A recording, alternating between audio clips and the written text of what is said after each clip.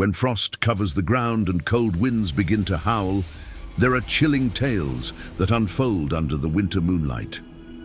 Among snow-covered forests and abandoned houses lie horrifying secrets and stories of lost souls. Get ready to dive into the cold night's darkness, where no one hears your scream, and the warmth of the fire might not be enough to save you. Do you dare to join us?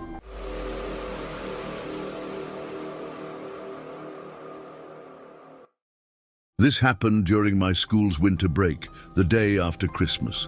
I was working a part-time job at the local pizza shop in town. It was a busy place, and it seemed like nearly every kid from my school worked there at some point. Being young and eager to make some extra cash, I never said no to a shift. Every paycheck felt like a fortune back then, so I was happy to work even during the holiday season. That day, I assumed it would be quiet. Most people were still at home, enjoying their holidays, right? Wrong. By dinner time, the shop was packed. Every table inside was filled, and delivery orders were coming in non-stop.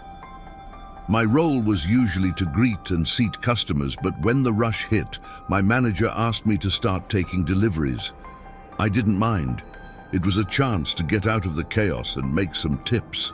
Around 8 p.m., I grabbed my first delivery order for the night.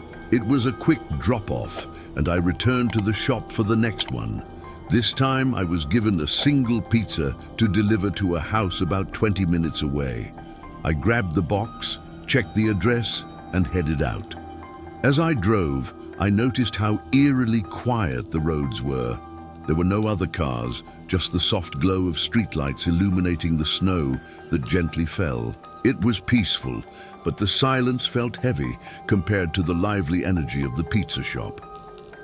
When I arrived, the house stood out immediately. It wasn't part of a neighborhood, but sat alone, surrounded by snow-covered trees. The driveway was long and made of gravel, winding its way up to the house. The place was decked out in Christmas decorations, bright lights, inflatable reindeer, and a glowing Santa Claus in the front yard. It was festive, but something about it felt off. Despite all the outdoor lights, the house itself was completely dark. Not a single light was on inside, at least from what I could see from the front. Parking was tricky since the driveway hadn't been plowed. I managed to find a spot without getting stuck and got out with the pizza. As I walked up the driveway, I noticed something odd. Fresh shoe prints in the snow.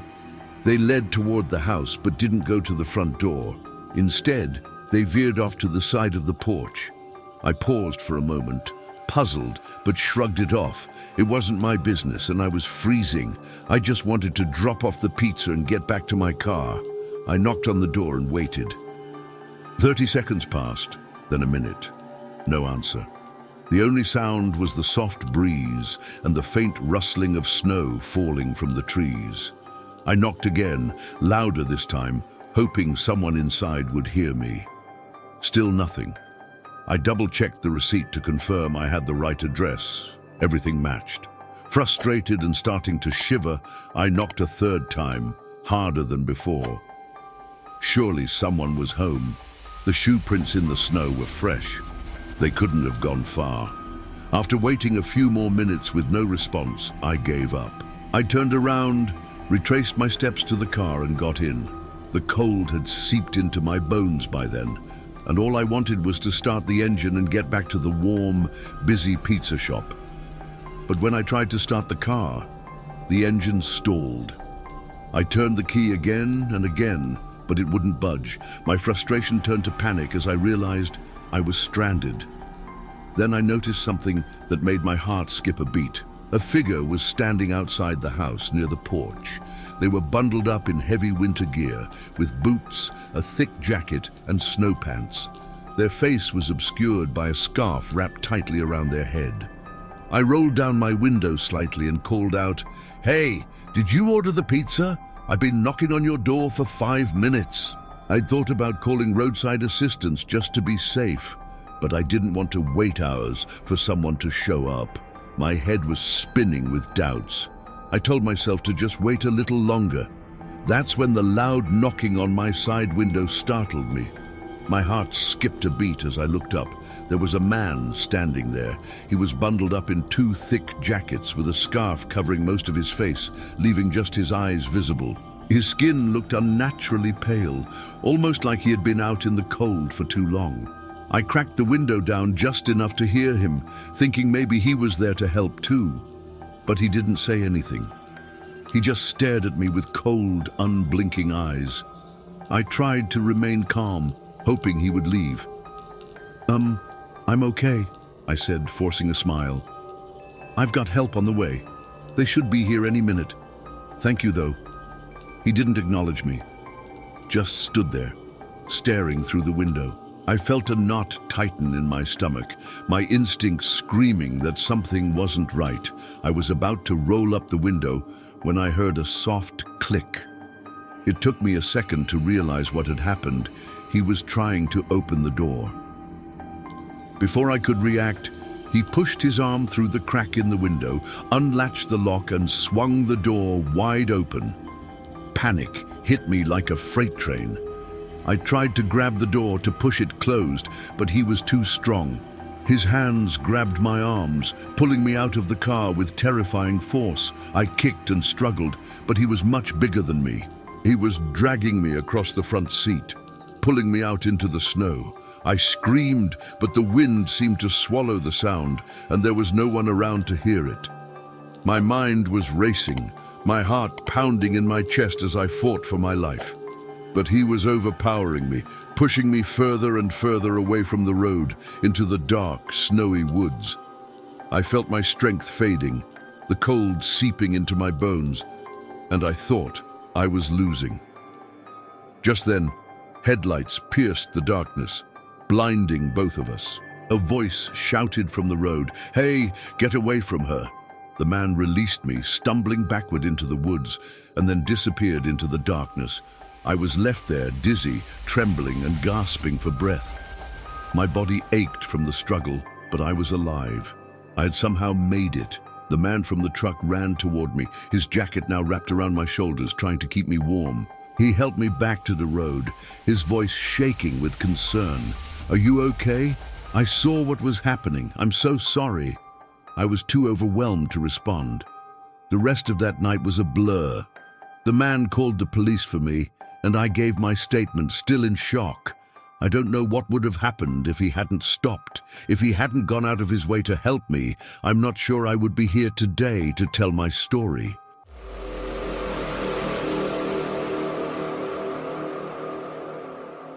I'm a 25-year-old woman living on my own in a small apartment in the city. I work in an office located further out in the suburbs, and with my shifts being all over the place, some days I'm up early in the morning, while on other days I'm getting off late at night. This particular night was one of those late shifts. I was the last person in the office. Everyone else had left hours ago, and I was getting ready to leave. The office was quiet, almost too quiet, with just the hum of the air conditioning in the background. It felt like the calm before a storm, and I couldn't wait to get out of there. I glanced out the window as I locked up. The snow was still coming down steadily, and the temperature had dropped so much that everything had turned into an icy, snowy landscape. I made my way to my car, my footsteps crunching in the snow. The snow had already accumulated to about an inch or so, covering the ground. I wiped the snow off my windshield, started the engine, and let it warm up before I began the long drive home. The roads were still covered in snow, as they hadn't been plowed yet. I drove cautiously, trying to keep my car steady on the slick roads. The snowflakes seemed to come down faster now, the wind picking up, adding to the challenge of the drive. Every so often, I would feel my car lose traction for a split second. The first time it happened, I panicked briefly, gripping the steering wheel tighter, but after a moment, my car regained control. The second time it happened, I felt a little less nervous, but still uneasy. It was a constant battle of trying to drive slow enough to avoid sliding, but also not too slow that it would take forever to get home. I could already feel my fatigue setting in. I just wanted to get home, crawl into bed, and forget about the stress of the day. About 20 minutes into the drive, disaster struck. My car lost traction again, but this time it wasn't just a quick slip. It was as if the car was no longer in my control. I felt it sliding, and before I could react, the car had slid right into a snowbank on the side of the road. It wasn't a dramatic crash, but I could tell my car was stuck. It was angled downward into a small ditch, and the snow had piled up around it, covering the tires almost completely. I felt a wave of frustration wash over me. I threw my hat back on and stepped out of the car. The cold hit me instantly, but I barely noticed it. I was just annoyed with the situation. My car was stuck, and I knew I was going to need roadside assistance. There was no way I could get out of this on my own. As I stood there, looking at the snow-covered car, I thought about calling roadside assistance right away, but then I noticed headlights coming down the road. A silver truck slowed down and stopped right next to me. I felt a mix of relief and suspicion. The driver rolled down his window. He looked like a regular guy, late 20s, maybe early 30s, with short dark hair and a scruffy beard. "You need any help?" he asked. "I can tow you out if you need it." I hesitated for a moment, but it seemed like a good offer, especially given how cold it was. Yeah, that would be great. I'd really appreciate it," I said, trying to sound more confident than I felt. He gave a quick nod. "I'll be back in 5 minutes with my tow hitch," he said, then drove off, leaving me alone again. I sat in my car, feeling the cold creeping in. 5 minutes seemed like an eternity, especially with the storm still raging outside. I wasn't sure how I felt about this situation. On one hand, he seemed like he genuinely wanted to help, but on the other hand, I couldn't help but wonder if I was making a huge mistake. What if he didn't come back? What if he was planning something else? I'd thought about calling roadside assistance just to be safe, but I didn't want to wait hours for someone to show up. My head was spinning with doubts. I told myself to just wait a little longer. That's when the loud knocking on my side window startled me. My heart skipped a beat as I looked up. There was a man standing there. He was bundled up in 2 thick jackets with a scarf covering most of his face, leaving just his eyes visible. His skin looked unnaturally pale, almost like he had been out in the cold for too long. I cracked the window down just enough to hear him, thinking maybe he was there to help too. But he didn't say anything. He just stared at me with cold, unblinking eyes. I tried to remain calm, hoping he would leave. I'm okay," I said, forcing a smile. "I've got help on the way. They should be here any minute. Thank you, though." He didn't acknowledge me, just stood there, staring through the window. I felt a knot tighten in my stomach, my instincts screaming that something wasn't right. I was about to roll up the window when I heard a soft click. It took me a second to realize what had happened.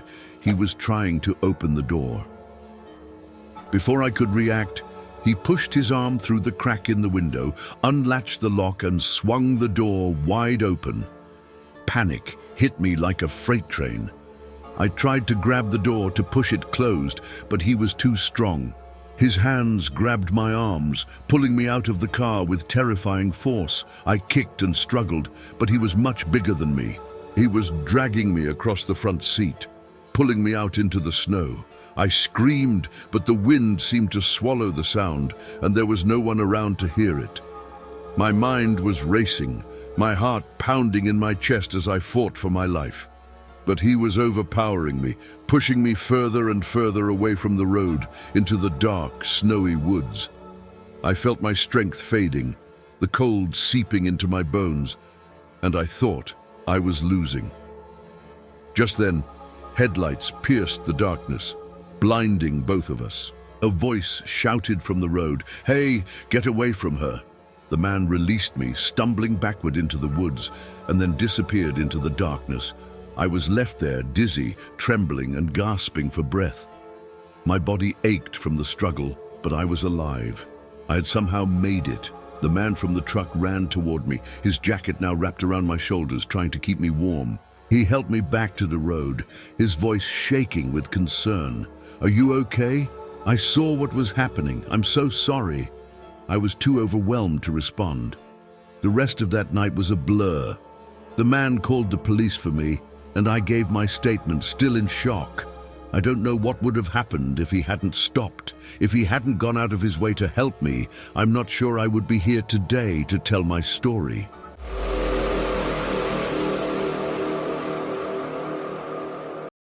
It was mid-January, and the snow fell relentlessly every single day. The wind howled through the trees and whipped against the windows, a constant reminder of the harsh conditions outside. The snow piled up, covering the roads, blanketing houses, and creating a cold, desolate landscape. It was a scene that seemed frozen in time, where nothing moved, and everything appeared to be buried beneath the weight of winter.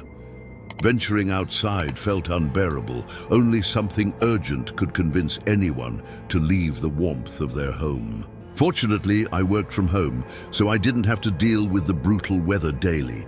The most I had to do was run out for a quick errand or take my dog Gracie out for a walk. On those days, even the shortest trips felt like a chore. Some days, though, were particularly challenging. The snow would fall heavily, and the wind would gust with such force that it made just walking outside a battle against nature. But that day was one of the worst. The weather was fierce, the snow was coming down in thick, heavy sheets, and the wind made every step a struggle. It was one of those days when you wished you could just stay in bed wrapped in blankets, away from the world. But instead, I spent the entire day in Zoom meetings for work. It was draining, and to make matters worse, the internet connection kept cutting in and out. Every time I thought the call was going smoothly, the screen would freeze, and voices would drop into distorted static. It felt like every meeting was turning into a technological disaster. By 6 p.m., the connection went out completely. Frustrated, I decided to call it a day. The sky was dark and the wind was picking up again. I took a deep breath and decided it was time to give Gracie a break, so I grabbed her leash and headed outside. As soon as I opened the door, a sharp, biting cold rushed in, taking my breath away. The chill hit me like a slap in the face, and I couldn't help but shiver from the sudden shock.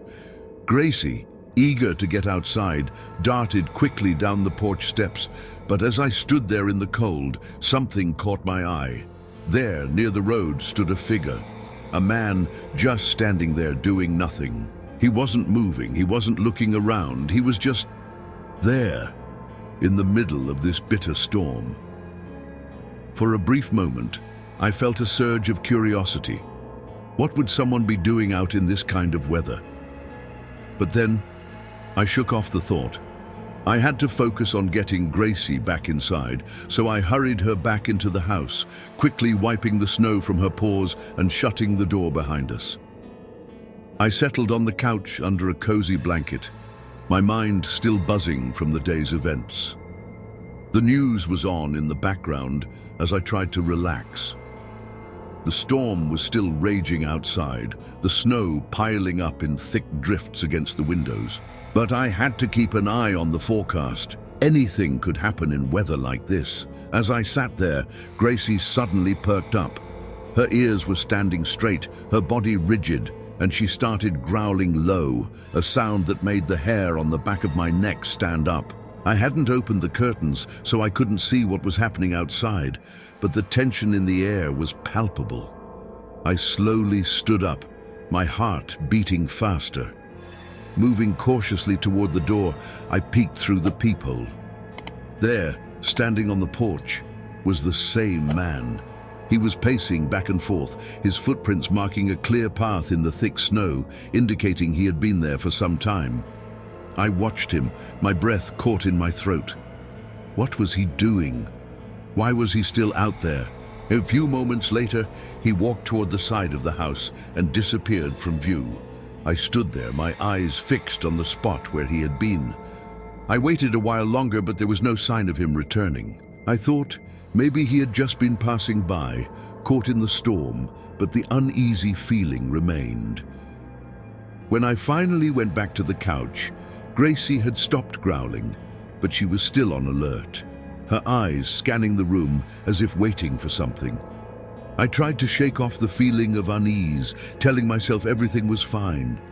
Still, I kept an eye on the windows, just in case. Hours passed, and I thought the night was over.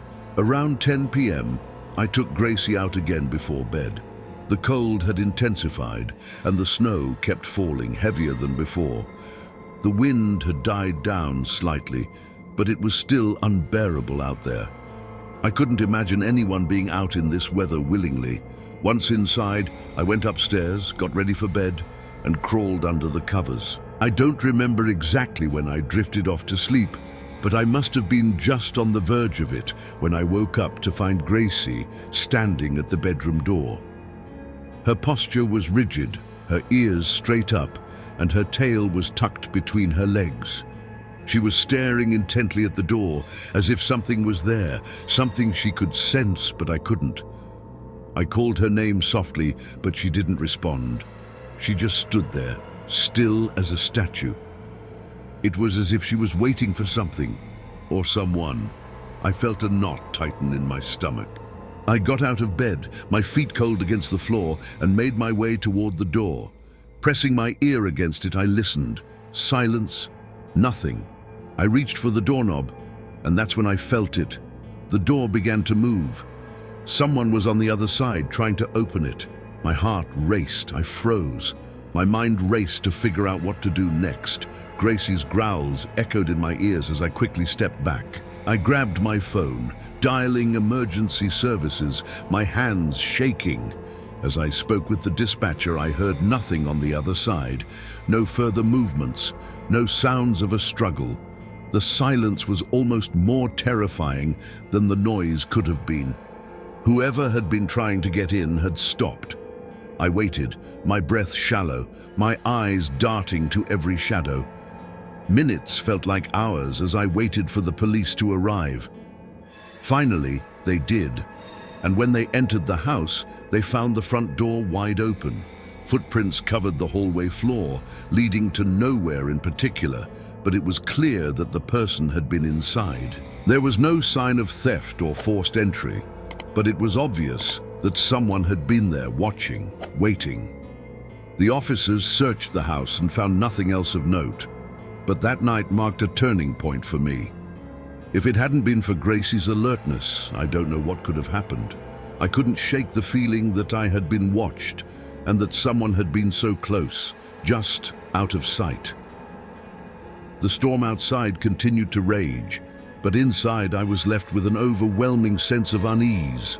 The events of that night were still fresh in my mind, and I couldn't help but wonder who that man was and why he had come. What was he looking for? Why had he stayed outside for so long? That night, I slept with one eye open. And the next time I heard Gracie growl, I didn't hesitate. Something was out there, and I had to be ready for it.